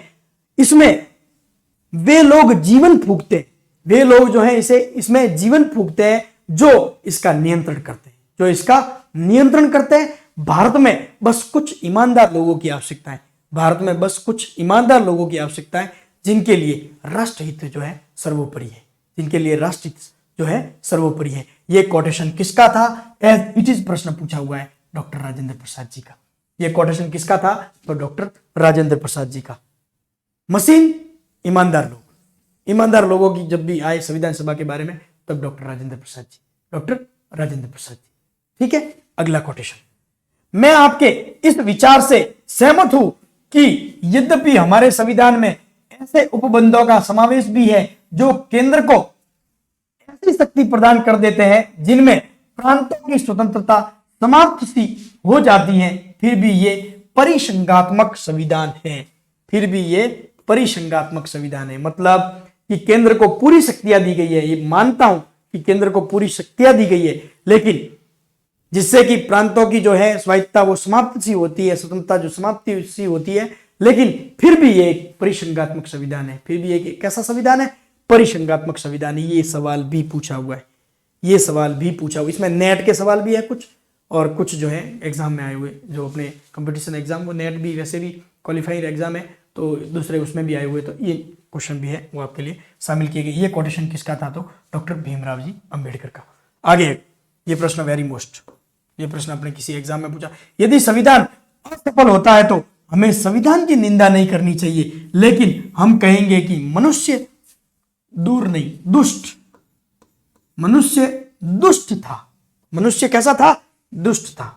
यदि संविधान असफल होता है तो हमें संविधान की निंदा नहीं करनी चाहिए, लेकिन हम कहेंगे कि मनुष्य दुष्ट था, मनुष्य दुष्ट था। ये एज इट इज, ये भी प्रश्न पूछा हुआ है डॉक्टर भीमराव जी अंबेडकर, डॉक्टर भीमराव जी अंबेडकर।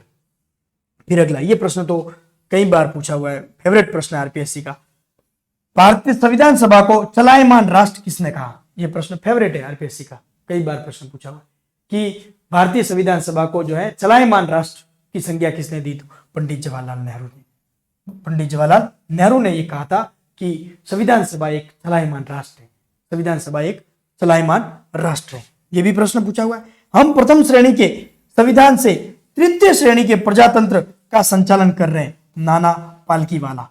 यह प्रश्न नेट में आया था, नाना पालकीवाला, कि हम प्रथम श्रेणी के संविधान से तृतीय श्रेणी के प्रजातंत्र का संचालन कर रहे हैं, नाना पालकीवाला। यह प्रश्न नेट में आया हुआ है।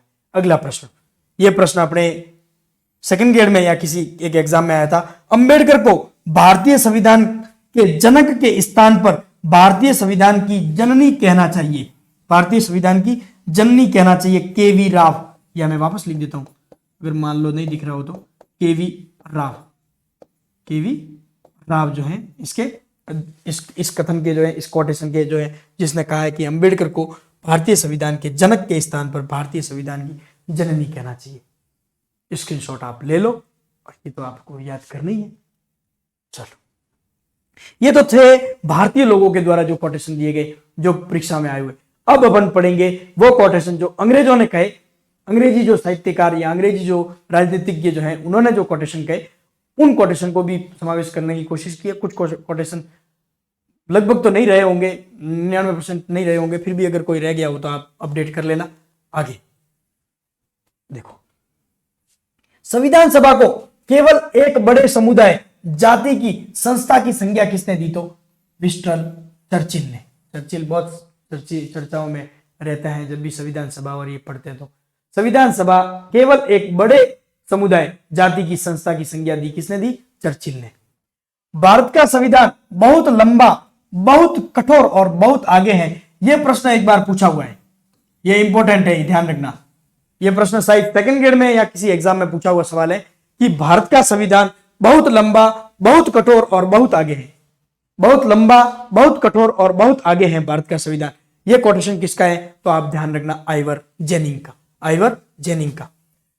भारतीय संविधान को वकीलों का स्वर्ग, ये तो देखो ये भी फेवरेट आरपीएससी का क्वेश्चन, फेवरेट क्वेश्चन आरपीएससी का, कि भारतीय संविधान को जो है वकीलों का स्वर्ग की संज्ञा किसने दी? है भारतीय संविधान की विशेषता भी है।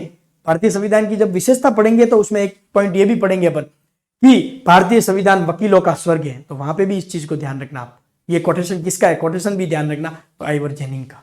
आइवर जेनिंग जो है उनका जो है ये कोटेशन है। इनके दो कोटेशन थे, दोनों को एक बार साथ में ले लिए। अब चार कोटेशन जो है ग्रेवलिन ऑस्टिन के हैं। ग्रेवलिन ऑस्टिन के जो है, पहला, संविधान सभा अनिवार्यतः एक दलीय देश के लिए एक दलीय निकाय थी। संविधान सभा कांग्रेस थी और कांग्रेस ही भारत था। कांग्रेस ही भारत था। संविधान सभा जो है, संविधान सभा अनिवार्यतः एक दलीय देश में एक दलीय निकाय थी। एक दलीय देश में एक दलीय निकाय थी। संविधान सभा कांग्रेस थी और कांग्रेस ही भारत था। कांग्रेस ही भारत था, ध्यान रखना, कांग्रेस ही भारत था। कांग्रेस ही क्या था? भारत था, ध्यान रखना।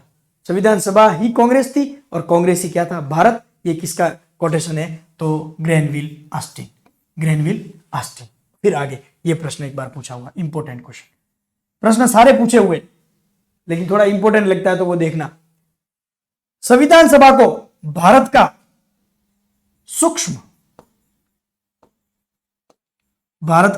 सूक्ष्म चित्र की संज्ञा किसने दी? तो वो भी ग्रेनविल ऑस्टिन ने। ग्रेनविल ऑस्टिन ने कहा था कि भारत की जो संविधान सभा है, भारतीय संविधान सभा है, वो भारत का एक सूक्ष्म चित्र है। भारत का एक सूक्ष्म चित्र है, इंपॉर्टेंट है। आगे, अपना संविधान बनाते समय भारतीयों ने नियति के साथ साक्षात्कार में कोई चूक नहीं की। यह प्रश्न भी एक बार पूछा हुआ है। यह प्रश्न भी पूछा हुआ। आप सिर्फ नॉर्मल वे में याद करें। आप लोग लोड लोगे कि इतना कैसे याद करेंगे, क्या याद करें, कोई टेंशन नहीं। आप नॉर्मल वे में पढ़ ले, आराम से पढ़ ले। बड़े एग्जाम की तैयारी करो तब इस क्लास को उस लेवल से देख लेना। छोटे एग्जाम रीड के लिए या किसी चतुर्थ श्रेणी या इसके लिए पढ़ रहे हो तो जो बेसिक है वो जरूर पढ़े, लेकिन थोड़ा सा सुन ले इस क्लास को। हो सकता है सुनने से भी कभी क्वेश्चन टफ लेवल के जो 10% क्वेश्चन आते हैं उसमें ऐसा क्वेश्चन पूछ लिया जाए तो आप आगे ही रहोगे दूसरे स्टूडेंट से। तो इसलिए इसको देख ले, आप लोड नहीं ले कि भाई ये कैसे याद होगा, इतना बहुत बड़ा लेवल जो है टफ लेवल बना दिया। ये आप चिंता नहीं करें, जितना याद होता है उतना याद हो जाएगा और आप एक बार सुन ले तो याद रह जाएगा। ठीक है, तो संविधान बनाते समय भारतीयों ने नियति के साक्षात्कार में कोई चूक नहीं की। ये किसका है? तो ग्रेनविल ऑस्टिन।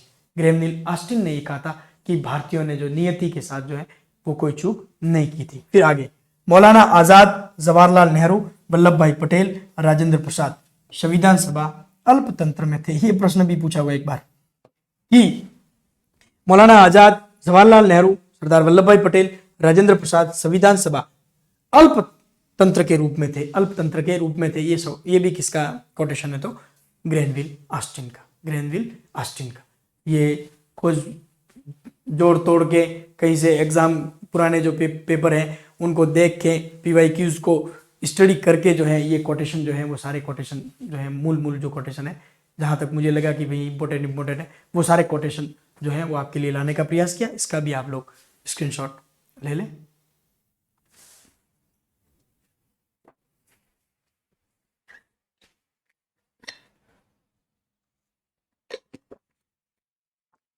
अब आगे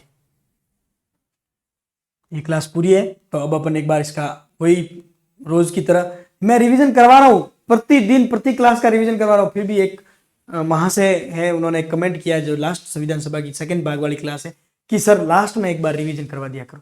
आप क्लास पूरी देखो तो आपको पता चल जाएगा कि रिवीजन करवाया जाता है। प्लीज चलो, तो अपन ने संविधान सभा की प्रथम बैठक और संविधान सभा की समितियों के बारे में लास्ट क्लास में पढ़ लिया था। उससे आगे अपन ने शुरू किया था। तो प्रारूप समिति का जो गठन है वो कब किया गया? 29 अगस्त 1947 को। किसके सुझाव पर? तो सत्यनारायण सिन्हा की कमेटी की सुझाव पर जो है संविधान सभा की जो प्रारूप समिति है उसका गठन किया गया। प्रारूप समिति में कितने सदस्य थे? तो 7 सदस्य, 1+6 अध्यक्ष, एक अध्यक्ष और 6 सदस्य थे। इसे ड्राफ्ट कमेटी, पांडुलेखन समिति या मसौदा समिति भी कहा गया, मसौदा समिति भी कहा गया। ठीक है, कौन कौन थे? तो डॉक्टर भीमराव जी अंबेडकर इसके अध्यक्ष थे, सैयद मोहम्मद सादुल्ला जी, अल्लादी कृष्ण स्वामी अय्यर जी, एन गोपाला स्वामी अयंगर जी, doctor KM Munshi ji, BL मित्र जी।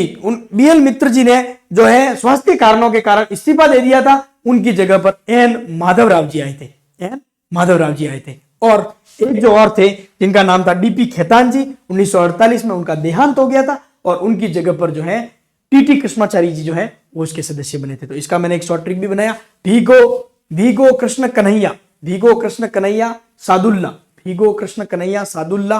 क्योंकि भीगो कृष्ण कन्हैया सादुल्ला क्योंकि कृष्ण खे मित्र माधव आए, कृष्ण खे मित्र माधव आए। कृष्ण खे मित्र ये इसलिए जोड़ा गया के की जगह खे क्योंकि खे यानी खेतान, खेतान की जगह कौन आए? कृष्णाचारी, कृष्णाचारी। खेतान की जगह कौन आए? कृष्णाचारी। और मित्र BL मित्र की जगह कौन आए? तो माधवराव। BL मित्र की जगह कौन आए? तो माधवराव। इस संविधान सभा की प्रारूप समिति में कांग्रेस की ओर से कितने सदस्य थे? तो 2 सदस्य। कौन कौन?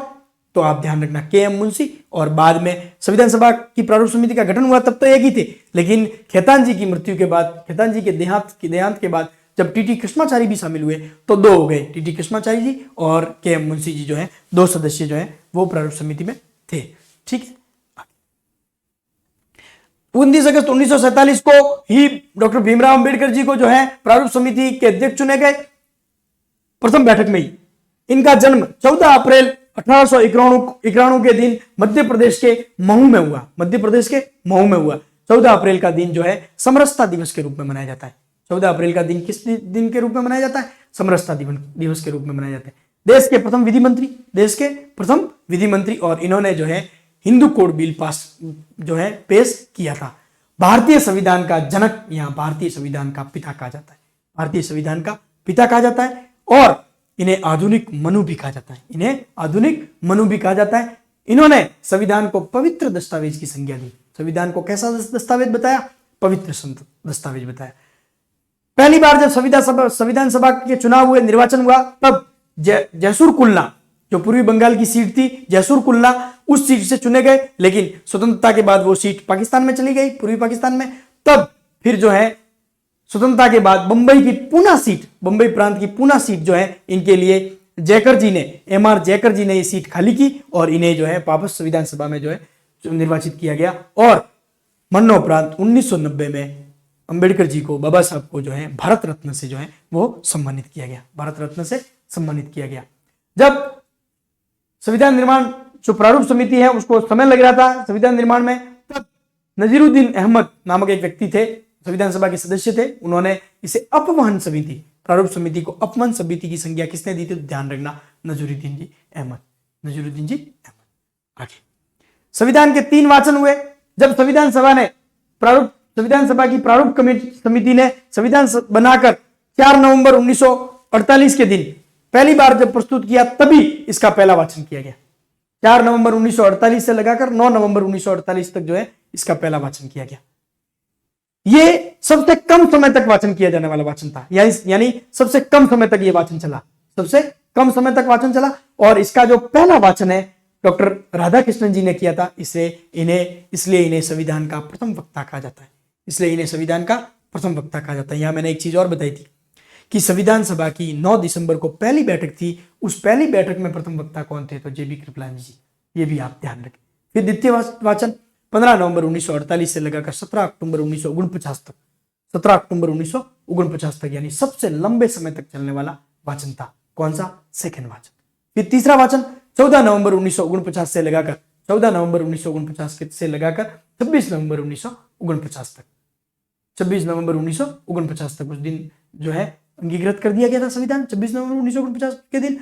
तभी डॉक्टर भीमराव अंबेडकर जी ने 26 नवंबर 1949 के दिन the constitution as settled by the assembly be passed का जो प्रस्ताव है वो रखा, और 26 नवंबर 1949 के दिन जो है ये प्रस्ताव जो है पारित हो गया था। फिर आगे संविधान सभा के कुल कितने अधिवेशन हुए, 11 अधिवेशन, लेकिन 24 जनवरी 1950 को संविधान सभा की जो अंतिम बैठक हुई जिसमें संविधान पर हस्ताक्षर किए गए, उस बैठक को शामिल करते हुए टोटल 12 अधिवेशन हुए थे। टोटल कितने अधिवेशन हुए थे, 12 अधिवेशन हुए थे।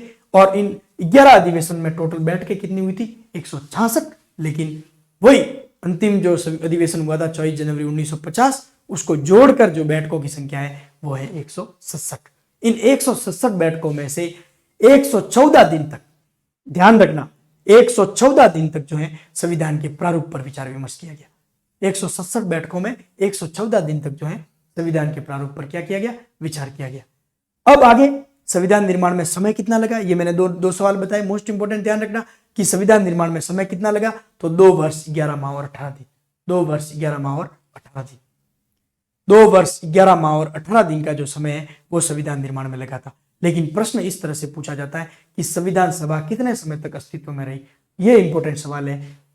2 वर्ष 11 माह 18 दिन, ये तो महत्वपूर्ण है ये, लेकिन ये भी इंपॉर्टेंट सवाल है कि संविधान सभा कितने समय तक जो है वो अस्तित्व में रही, तो ध्यान रखना 3 वर्ष 1 माह और 16 दिन, 3 वर्ष 1 माह और 16 दिन, यानी 9 दिसंबर को संविधान सभा बैठी थी, 9 दिसंबर 1946 को प्रथम बैठक हुई थी, वहां से लगाकर 24 जनवरी 1950 तक, 24 जनवरी 1950 जिस दिन संविधान पर हस्ताक्षर किए गए, अंतिम बैठक जो हुई 24 जनवरी 1950, यानी 3 वर्ष 1 माह और 16 दिन तक जो है संविधान सभा अस्तित्व में रही।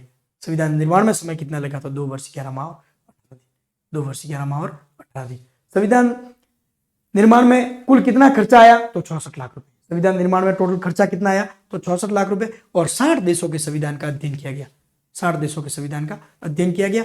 और 24 जनवरी 1950 के दिन जो है संविधान सभा की अंतिम बैठक हुई, जिस पर संविधान पर 284 सदस्यों ने हस्ताक्षर किया, जिनमें से जो है 8 महिलाएं थी, 8 महिलाएं थी, ठीक है। फिर आगे इसी 24 जनवरी 1950 के दिन राष्ट्रगान और राष्ट्रगीत जो है उसको अपनाया गया, तथा राष्ट्रपति का निर्वाचन जो है संविधान सभा के सदस्यों द्वारा किया गया, संविधान सभा के सदस्यों द्वारा किया गया। आगे फिर संविधान का अंगीकरण 26 नवंबर 1949, 26 नवंबर 1949, 26 नवंबर 1949 के दिन संविधान को अंगीकृत किया गया, अंगीकृत किया गया। अब प्रश्न ये बनता है कि इसका उल्लेख कहां मिलता है, इसका उल्लेख कहां मिलता है, तो इसका उल्लेख जो है वो प्रस्तावना में मिलता है, इसका उल्लेख कहां मिलता है, प्रस्तावना में मिलता है। इंपॉर्टेंट है, ध्यान रखना कि 26 नवंबर 1949 के दिन संविधान को अंगीकृत किया गया था, इसका उल्लेख कहां मिलता है, तो प्रस्तावना में, ठीक है। फिर क्या लिखा हुआ प्रस्तावना में, तो 26 नवंबर 1949 मिति मार्गशीर्ष शुक्ल सप्तमी विक्रम संवत 2006 को अंगीकृत, अधिनियमित और आत्मर्पित, इसी क्रम में याद रखना है, अंगीकृत, अधिनियमित और आत्मर्पित किया गया था, अंगीकृत, अधिनियमित और आत्मर्पित किया गया, ठीक है।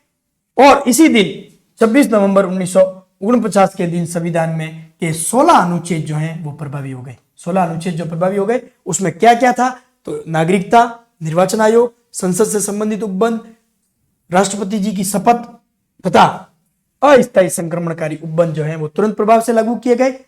और इसी 26 नवंबर 1949 को जब संविधान अंगीकृत किया गया, तो 26 नवंबर का दिन जो है वो संविधान दिवस के रूप में मनाया जाएगा। ये घोषणा जो है 19 नवंबर 2015 को की गई, और पहला संविधान दिवस जो है 26 नवंबर 2015 में मनाया गया, और 2015 में बाबा साहब की जो है बाबा साहब का 125वां जन्म जयंती वर्ष था, इसलिए इसी 2015 में जो है 15 से जो है 26 नवंबर को संविधान दिवस के रूप में मनाया जाने लगा है। और भारतीय संविधान जो है 3 प्रतियों में जो है वो रखा गया था, पहला हिंदी में, दूसरा इंग्लिश में और तीसरी जो है प्रति थी वो चित्रात्मक प्रति थी। ठीक है, बढ़े आगे। फिर संविधान का लागू होना, 26 जनवरी 1950 को भारतीय संविधान पूर्णतः लागू हुआ, अर्थात भारत जो है, हमारा भारत जो है एक गणराज्य बना। क्या बना था? गणराज्य बना। मूल संविधान में 22 भाग, 8 अनुसूचियां और 395 अनुच्छेद थे। 22 भाग, 8 अनुसूचियां और 395 जो है अनुच्छेद थे। वर्तमान की गणना के अनुसार जहां तक अपडेटेड है 25 भाग, 12 अनुसूचियां और 468 अनुच्छेद है। 468 अनुच्छेद है। हमारा संविधान बनकर 26 नवंबर 1949 को तैयार हो गया था, लेकिन पूर्णतः जो लागू हुआ वो 26 जनवरी 1950 को क्यों हुआ?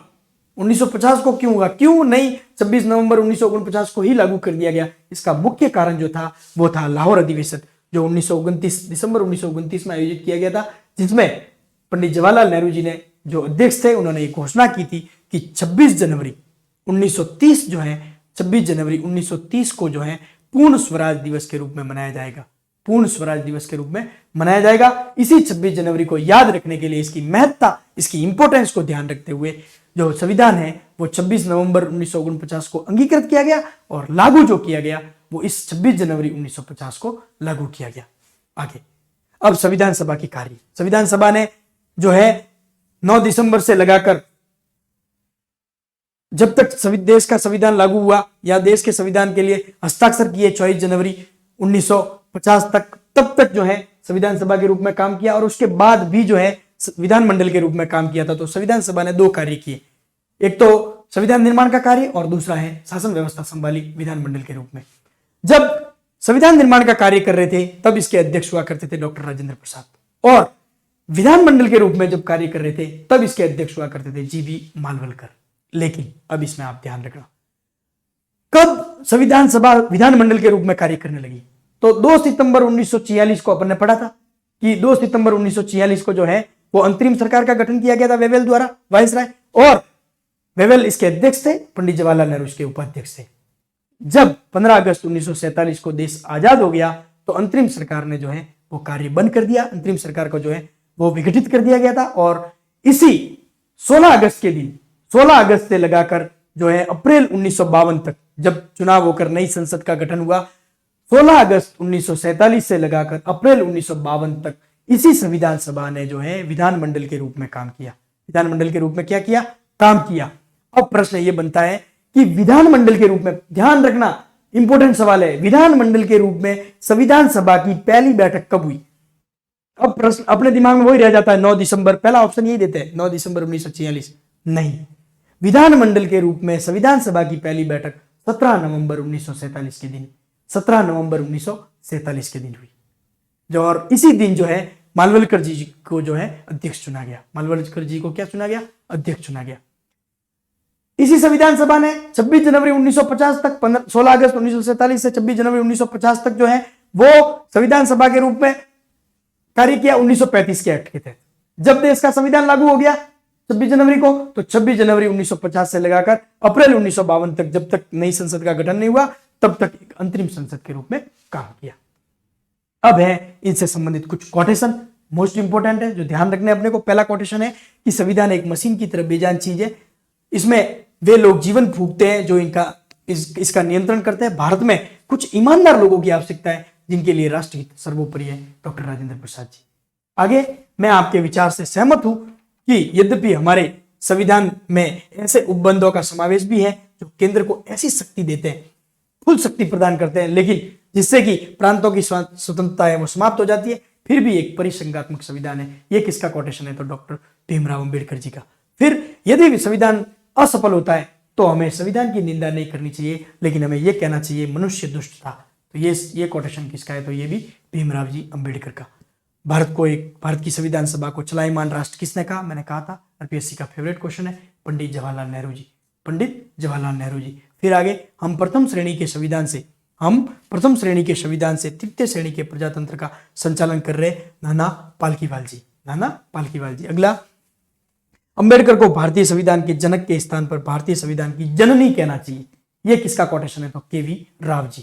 केवी राव जी, ये तो थे भारतीयों के कोटेशन, और साथ ही साथ ये जो ब्रिटिश या जो अंग्रेजी लेखक, अंग्रेजी राजनीतिज्ञ जो हुए उनके कोटेशन भी आप ध्यान रखें थोड़े।